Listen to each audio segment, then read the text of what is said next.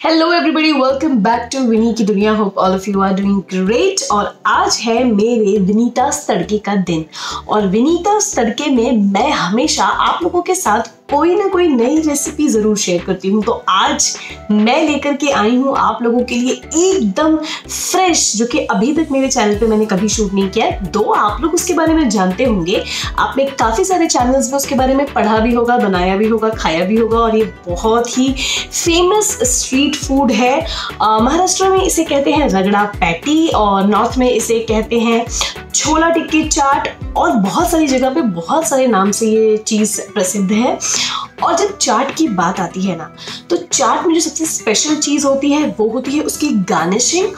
और आप जो ऊपर से मसाले, चटनियाँ, वो हरी चटनी, वो इमली की चटनी एंड what not, तो chaat is all about chutneys and masalas. तो आज मैं आप लोगों के साथ शेयर करने वाली हूँ अपनी रगड़ा पैटी की रेसिपी।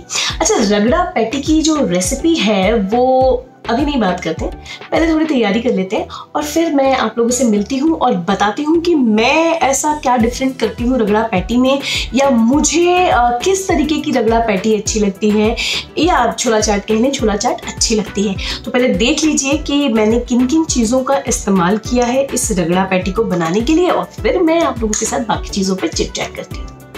रगड़ा पैटी बनाने के लिए सबसे पहले आपको चाहिए पीले मटर, जिसे आप रात भर भिगा कर रख लें और फिर अच्छे से 2 से 3 पानी धोकर उसमें थोड़ा हल्दी और नमक डालकर 3 से 4 सीटी लगा लें। तो चलिए, रगड़ा हमने उबाल करके रेडी कर लिया है। और रगड़े के बाद जो दूसरी इम्पॉर्टेंट चीज़ होती है वो होती है पैटी, जिसके लिए हमें चाहिए 3 से 4 उबले हुए आलू। तो मैंने यहाँ अपना रगड़ा तैयार कर लिया है, अपने आलू उबाल करके मैश कर लिए हैं। तो आइए अब रगड़ा और पैटी को बनाने की पूरी तैयारी की जाए।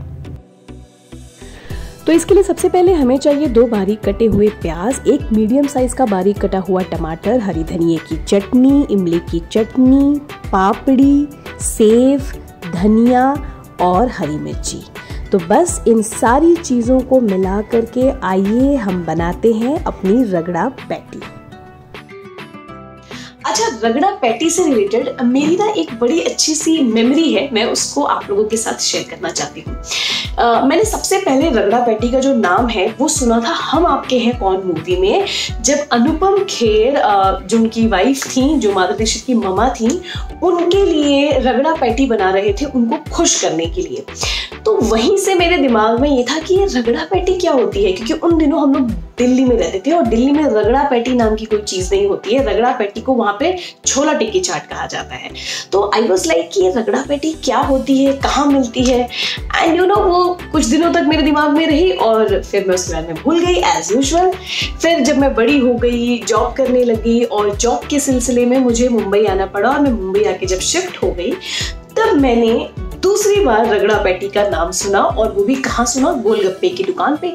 तो वहां पे लोग कह रहे थे कि रगड़ा पैटी दे दो, एक रगड़ा पैटी दे दो। तो मैंने वापस से, मुझे वो चीज रिमाइंड हुई कि अरे रगड़ा पैटी तो मैंने तब सुनी थी, अच्छा यहाँ मिलती है क्या। तो मैंने उन भैया से कहा कि भैया मुझे भी एक रगड़ा पैटी दे दो, और रगड़ा पैटी पे उन्होंने मुझे टिक्की दी, उसके ऊपर छोला डाला और बाकी सब जो भी गार्निशिंग वगैरह होती है वो करके दे दिया। मैंने कहा यही है क्या रगड़ा पैटी? बोला कि हाँ मैडम, रगड़ा मतलब कि ये छोला और पैटी मतलब ये आलू की टिक्की। तो मैंने कहा इसको आप रगड़ा क्यों बोलते हो? पैटी तो समझ में आ गया मुझे, लेकिन रगड़ा क्यों?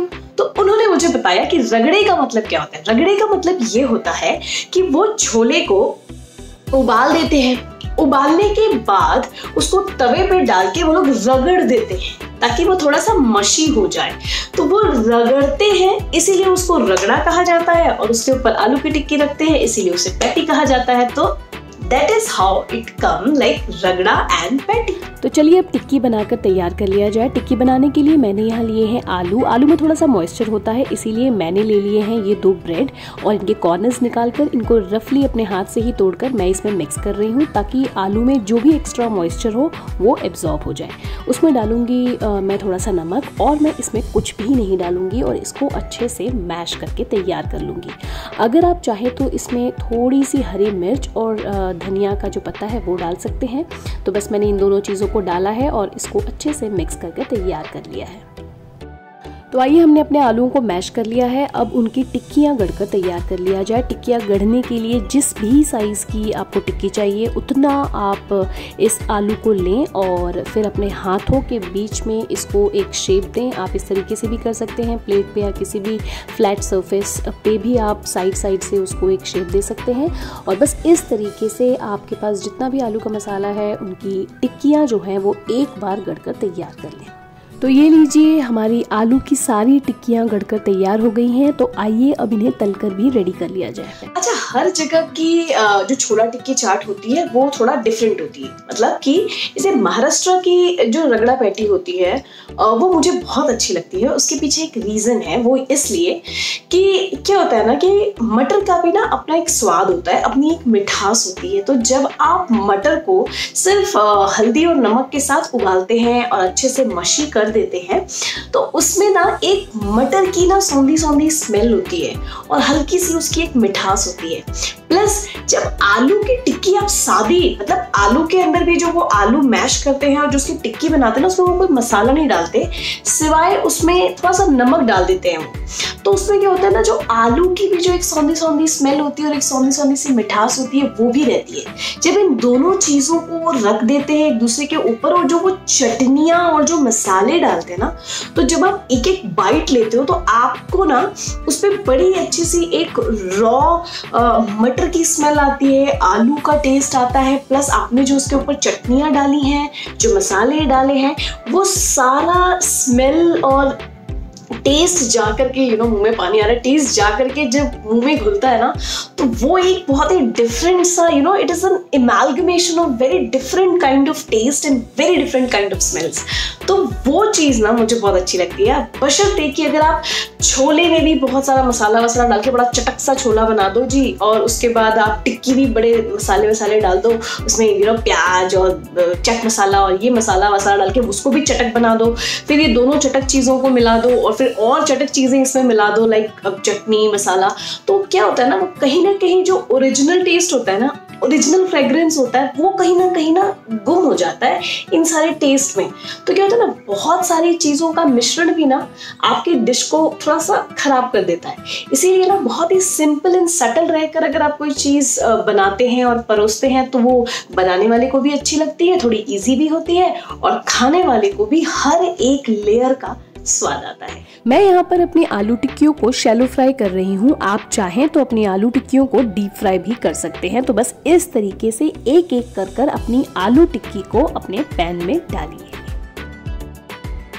अब इस टिक्कियों को एक तरफ से कम 3 मिनट तक आराम से पकने दें। जैसे कि देखिए, मैं यहाँ पर अपनी टिक्कियों को 3 मिनट के बाद पलट रही हूँ तो ये एक तरफ से एकदम गोल्डन ब्राउन यानी कि क्रिस्पी हो गई है। इस तरीके से आलू टिक्की बनाने से आपका आलू टिक्की जो है वो बहुत ज़्यादा क्रिस्प बनता है और टूटने की संभावना भी कम हो जाती है।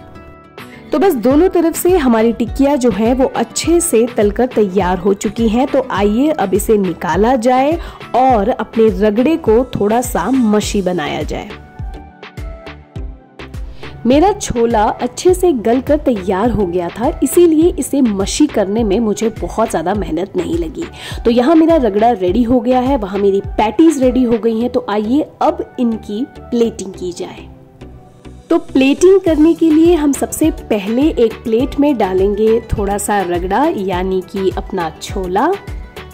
उसके बाद हम रखेंगे उस पर अपनी पैटी यानी कि आलू की टिक्की और फिर उसके ऊपर हम पोर करेंगे अपना रगड़ा और उसके बाद हम शुरू करेंगे उसकी गार्निशिंग, जिसके लिए हम सबसे पहले डालेंगे बारीक कटे हुए प्याज, फिर डालेंगे थोड़ी सी हरे धनिए की तीखी चटपटी सी चटनी और सबसे इम्पॉर्टेंट चीज जो इस चीज का स्वाद ही बदल देगी यानी कि इमली की खट्टी मीठी चटनी।